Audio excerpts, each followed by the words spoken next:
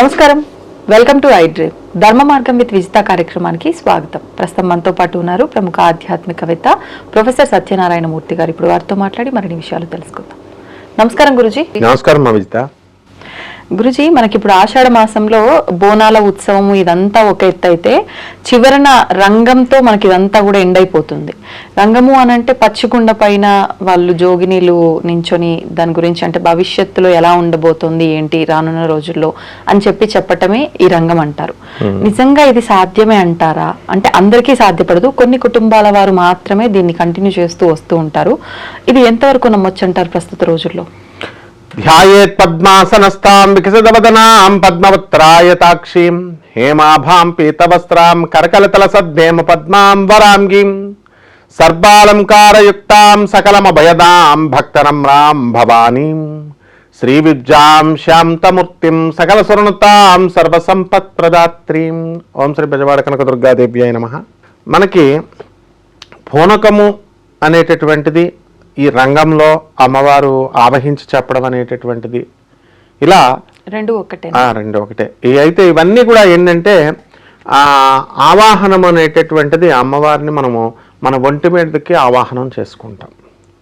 అయితే ఇది నిజంగానే ఉండేది ఒకప్పుడు. జగద్గురు అయినటువంటి ఆదిశంకరాచార్యుల వారిని కాపాలికుడు మరి నువ్వు అద్వైతం చెప్తున్నావు కదా, నువ్వే దేవుడు, దేవుడే నువ్వు అని అంటున్నావు కదా, మరి ఈ శరీరం ఏమీ లేదు అంతా ఆత్మే అంటున్నావు కదా, మరి రా అయితే నీ శరీరం మీద నీకు మమకారం లేకపోతే నేను కాపాలిక మహాకాళికి నేను బలిచ్చేస్తాను కాపాలికుడిని నేనంటే వెళ్ళిపోతాడు ఆదిశంకర్లు.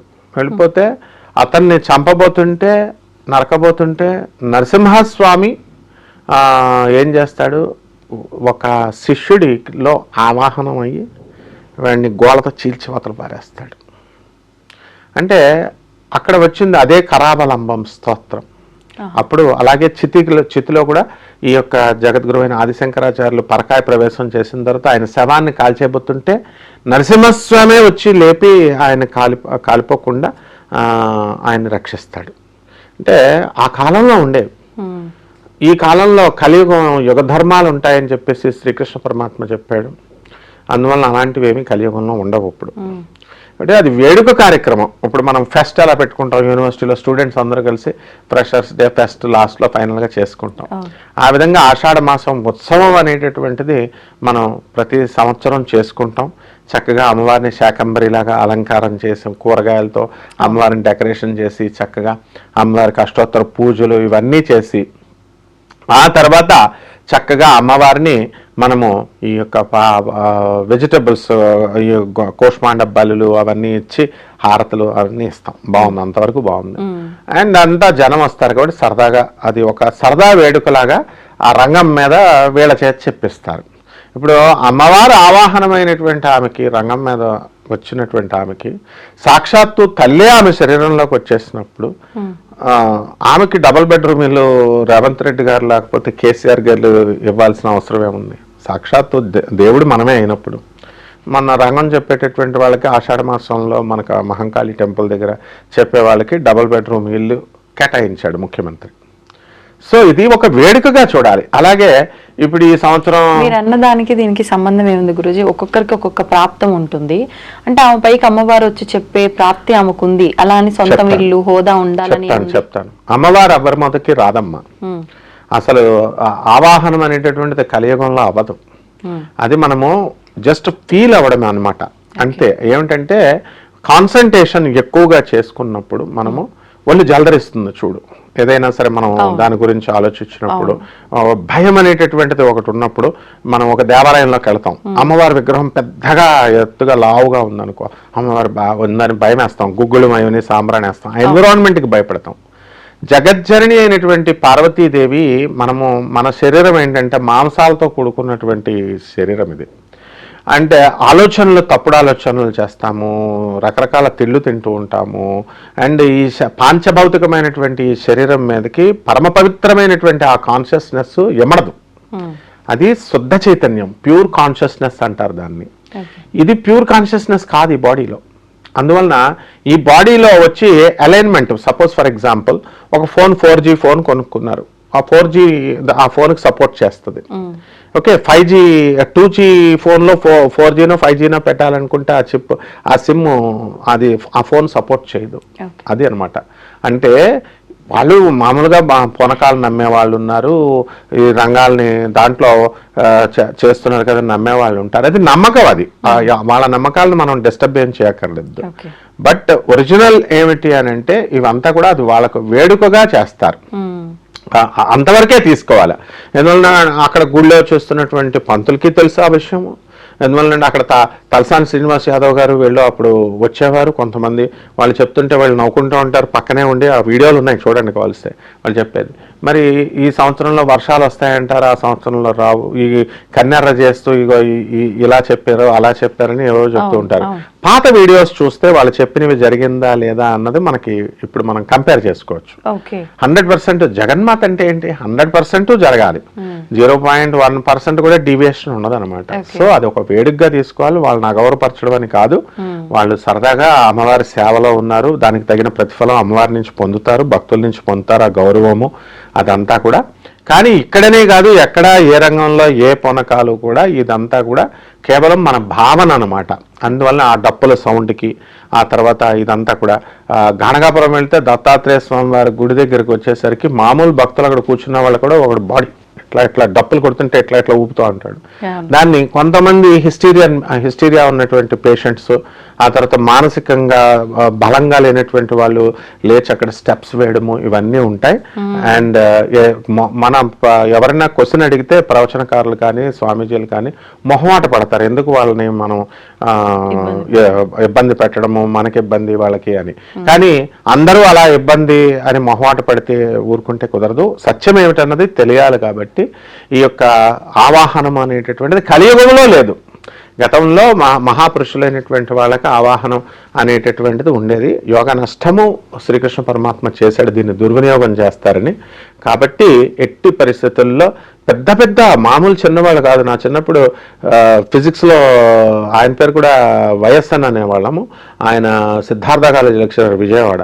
ఆయన వెంకటేశ్వర స్వామి నాకు పూనుతుందనేవాడు. వాట్స్ మీరు ఫిజిక్స్ లెక్చరరు, మాకు చెప్పాల్సిన వాళ్ళు మీరు పోనడం ఏమిటి అని అంటే, అంతేనారా సత్యనారాయణ, లాస్ట్లో నేను స్టూడెంట్ ఉన్నప్పుడు నేను 10 minutes మాట్లాడింది, నెవర్ ఇట్స్ నాట్ పాసిబుల్ అని ఫిజిక్స్ క్లాస్ చెప్పేసరికి, అంతేనంటావా నేను ఇన్ఫాక్చుయేషన్లో ఉన్నాను అంటావా అన్నారు.